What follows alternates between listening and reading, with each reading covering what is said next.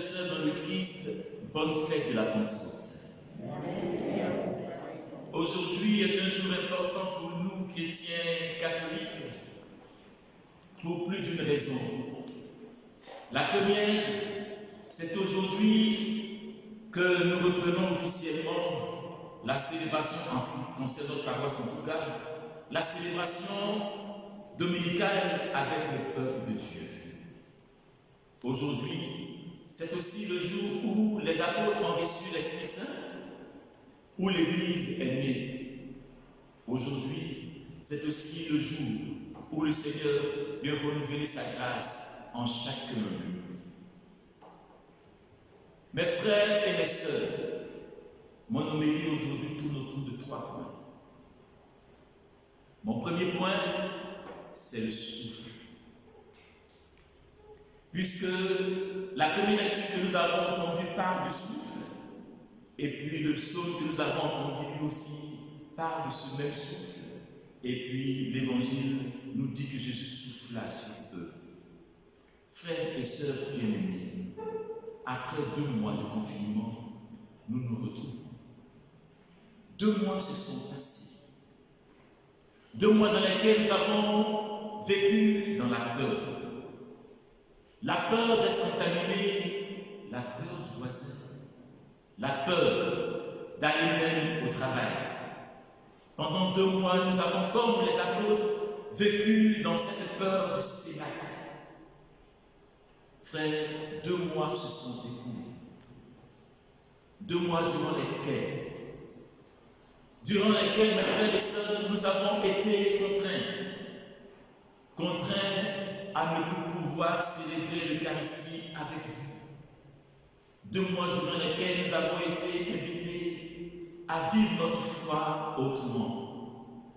Pendant ces 2 mois, oui, nos célébrations eucharistiques n'étaient plus les mêmes, puisque nous n'avons pas d'assemblée eucharistique à proprement parler, c'était plutôt des messes privées qui étaient retransmises pour nous. Pendant 2 mois, mes frères et mes sœurs, nous sommes retrouvés dans nos maisons pour prier, prenant conscience que l'Église, ce n'est pas seulement ce bâtiment, l'Église, c'est aussi nos maisons, là où nous évoquons le nom de Dieu. Mes frères, pendant 2 mois, nous avons vécu des situations difficiles durant lesquelles nous avons crié vers le Seigneur. Mais pourquoi, Seigneur? Pourquoi tant de souffrances? Seigneur, pourquoi tant de morts? Seigneur, pourquoi n'arrive-t-on pas à trouver un remède à cette pandémie? Et nous nous sommes criés vers le Seigneur, jusqu'à quand? Jusqu'à quand, Seigneur, notre Dieu, cette hécatombe va continuer? Jusqu'à quand, Seigneur, nous laissera sans secours, sans nous délivrer? Nous avons crié au Seigneur, mes frères et mes sœurs. Oui, durant ces 2 mois, nous avons crié, c'est injuste que nous puissions nous retrouver dans l'église pour célébrer le Seigneur, alors qu'à d'autres endroits, les gens peuvent se retrouver. Nous avons trouvé que cette situation était injuste. C'est pourquoi aujourd'hui, je voudrais nous parler du souffle de Dieu. Vous êtes toujours là? Oui. L'expression française dit qu'on peut brasser du vent. On perd notre temps. Il y a aussi une autre expression qui dit qu'il vent du vent. En fait, le vent peut être pris dans un sens négatif. Mais moi, je voudrais vous parler de ce vent que la Bible appelle la roua, le souffle de Dieu, le souffle qui crée. Ce souffle-là qui donne vie et ranime toutes choses. C'est de ce vent-là que je voudrais vous parler aujourd'hui. Ce souffle impétueux de l'Esprit Saint qui change l'univers et qui change le cœur de l'homme. La parole de Dieu nous dit en effet dans le livre de la Genèse qu'au commencement de la création, le souffle de Dieu planait sur la masse des eaux. Et c'est dans cette mouvance que Dieu dit que la lumière soit et la lumière fut. Oui, c'est donc dans ce vent de l'Esprit que la création tout entière a été appelée à l'existence. Et puis le jour de la Pentecôte, l'Esprit Saint descend sur les apôtres. Il eut aussi là un vent. Ce vent de l'Esprit a rempli les apôtres et ils n'ont plus jamais été les mêmes. Comme les apôtres qui étaient enfermés au cénacle avec leur peur. Quand le souffle de Dieu s'est répandu sur eux, ils sont sortis de leur torpeur. Ils sont sortis de leur peur, ils sont sortis de leur sommeil et ils sont allés proclamer les merveilles de Dieu à tous ceux qui étaient au-devant d'eux. Quand le souffle de l'Esprit passe, nos peurs trépassent. Quand le souffle de l'Esprit passe, nos angoisses trépassent. Quand le souffle de l'Esprit passe, tout ce qui en nous est comme timoré trépasse, parce que le souffle est le souffle de Dieu, c'est le souffle de la vie. Mes frères et mes sœurs, quand un homme décède, on dit qu'il n'a plus de souffle. Le souffle s'en est allé. Mais nous, c'est le Seigneur qui nous donne ce souffle, qui fait de nous des vivants. Des vivants pour témoigner de Dieu. Aujourd'hui, mes frères, je voudrais que nous puissions demander à ce souffle de venir en chacun de nous, afin que tous les lieux de mort de notre vie soient imprégnés par le souffle de vie de Dieu et que nous soyons à jamais des vivants pour la gloire de Dieu. Frères et sœurs, le souffle de Dieu, le vent souffle, Jésus disait à Nicodème, où il veut, comme il veut. Mes frères et mes sœurs, aujourd'hui, jour de Pentecôte, nous allons demander au souffle de Dieu de se répandre sur nous. Mais le souffle, il souffle où il veut, comme il veut.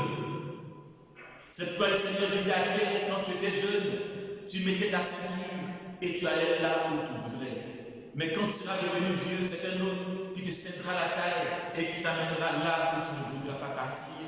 Et la parole de Dieu prend la peine de préciser qu'il parlait de l'Esprit de Dieu qui allait descendre. Et par quelle mort Pierre glorifierait le Seigneur.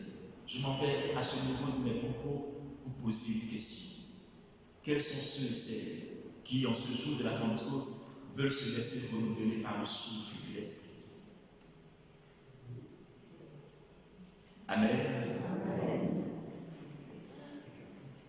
Vous savez, se laisser renouveler par le souffle de l'Esprit, c'est dangereux. Parce qu'il peut nous conduire dans des endroits où on ne voudrait pas aller. Il peut nous amener à faire des choses qu'on ne voudrait pas faire. Je préfère vous avertir d'un moment avant de nous. Si nous ne voulons pas que le Saint-Esprit bouge, change des choses dans notre vie, ce n'est pas la peine de l'invoquer, restons tranquilles dans nos chaussettes. Mais si nous voulons que quelque chose bouge dans notre vie, change dans notre vie, alors nous ferons bien de l'évoquer, lui, le souffle de Dieu. Je voudrais aborder des choses, le temps passe. Je vais rapidement plutôt parler de ce souffle aussi qui crée, qui recrée et qui fait vivre l'Église. Aujourd'hui, mes frères et mes sœurs, l'Église est en train de naître. C'est une nouvelle Église. Parce que le monde lui-même a changé. En effet, qui d'entre nous aurait pensé qu'un jour, nous viendrons à la messe avec des masques? Qui d'entre nous aurait pensé qu'un jour, nous viendrons à la messe en faisant une réservation? Qui d'entre nous a pensé qu'on viendrait un jour à la messe et qu'il fallait d'abord, comme les Juifs, faire des ablutions d'abord avant de rentrer dans une église? Le monde a changé, frères et sœurs. Et nous ne pouvons pas rester, nous les chrétiens, nous ne pouvons pas rester là sans rien faire. Un temps vient de passer. Le temps où nous étions des chrétiens timorés, des chrétiens qui ont peur de montrer leur foi, des chrétiens qui ont peur de prier. En fait, des chrétiens qui ont pensé que dans le monde et dans la société, ils étaient relégués, je ne sais pas à quel niveau, mais vraiment au bas de l'échelle, parce qu'ils étaient une espèce en voie de disparition. Les temps ont changé. Et ces temps qui ont changé nous impliquent, nous imposent, mes frères et mes sœurs, de vivre en chrétien authentique. Non, nous ne pouvons plus faire l'impasse. L'impasse d'une vie chrétienne authentique, remplie de l'Esprit Saint. Mes frères et mes sœurs, c'est soit nous nous laissons porter par l'Esprit Saint, soit nous trépassons. Si nous ne rentrons pas dans cette nouveauté, mes frères et mes sœurs, nous serons passés à côté de quelque chose de très important. Alors aujourd'hui, l'Église naît et je nous demande, mes frères et mes sœurs, quelle Église voudrions-nous être? Une Église où seulement on vient pour la célébration et nous repartons chez nous, ou une Église qui est pour nous non seulement le lieu où nous recevons la grâce de Dieu pour continuer à en vivre, quel que soit le lieu où nous sommes. Quelle Église voulons-nous être? Une Église dans laquelle nous regardons en chaîne de faïence, ou une Église où l'amour de Dieu vient transformer tout ce qui est manque d'amour en nous? Quelle Église voulons-nous vivre? Une Église dans laquelle, mes frères et mes sœurs, nous avons non seulement peur, mais où nous sommes comme liés et que nous ne pouvons pas prendre des engagements dans l'Église. L'engagement, c'est toujours pour les autres. Mais nous, on ne prend jamais d'engagement. Quelle Église voudrons-nous vivre? Quelle Église voudrons-nous être? Je pourrais continuer, mes frères, à me poser plusieurs questions sur cette Église. Mais je voudrais terminer en nous disant ceci. Quelle que soit l'Église que vous voulez former, que vous voulez être, je voudrais d'abord que nous puissions nous dire, mes frères et mes sœurs, que cette Église passe par moi, par la transformation de mon être, par ma conversion personnelle. Oui, le temps est venu, mes frères, de ne plus être chrétien qui regarde à leur montre. Oh, qu'est-ce qu'il prêche trop longtemps? Il faut qu'on sorte. Et peut-être que notre poulet est en train de cramer. Le temps est venu de se laisser pleinement remplir par l'Esprit Saint. Alors, si au milieu de nous, il y a des personnes qui veulent prendre le risque de l'Esprit Saint, je veux tout simplement les inviter à soutenir nous.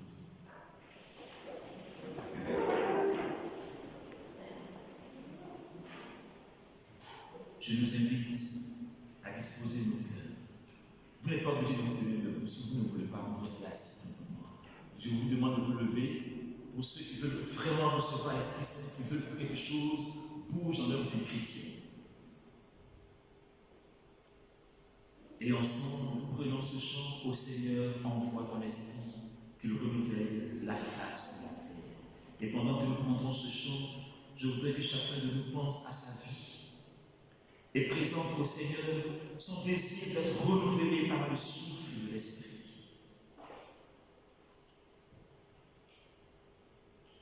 Ô Seigneur,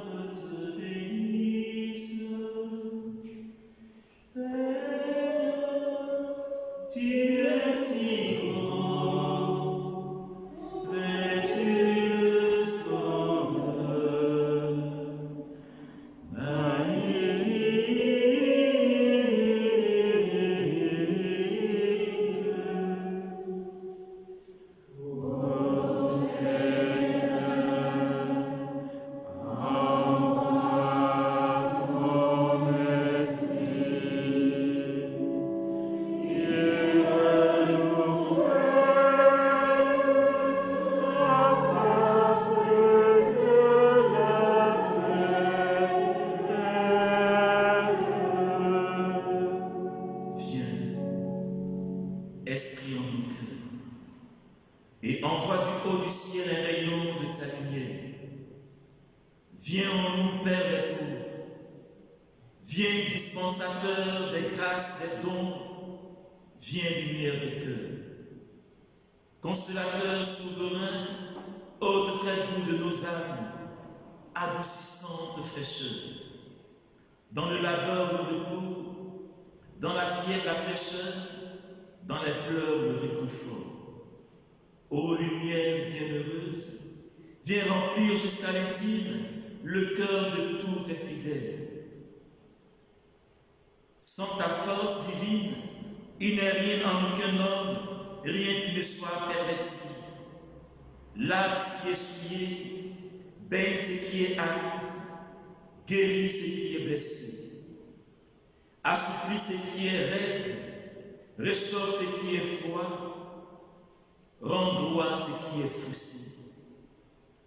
À tous ceux qui ont la foi et qui en toi se confient, donne tes 7 dons sacrés.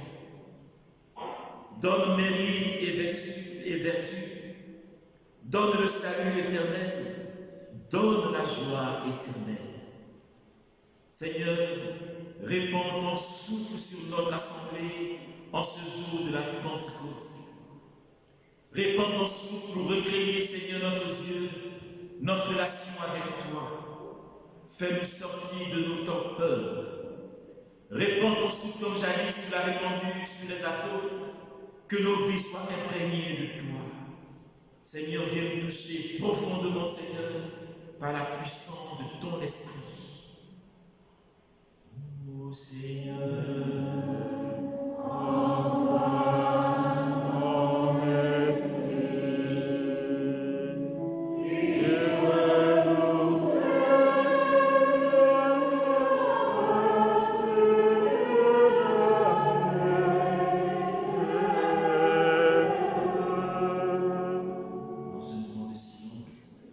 laissons l'Esprit de Dieu maintenant nous visiter, nous toucher et nous envahir.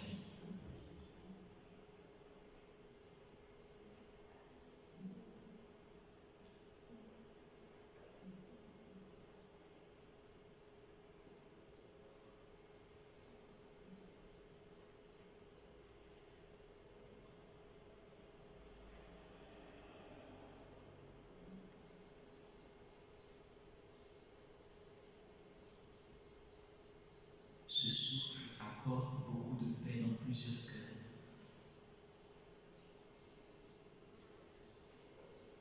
Le Seigneur a vu ce cœur qui était troublé et il apporte une fraîcheur nouvelle, une paix intérieure.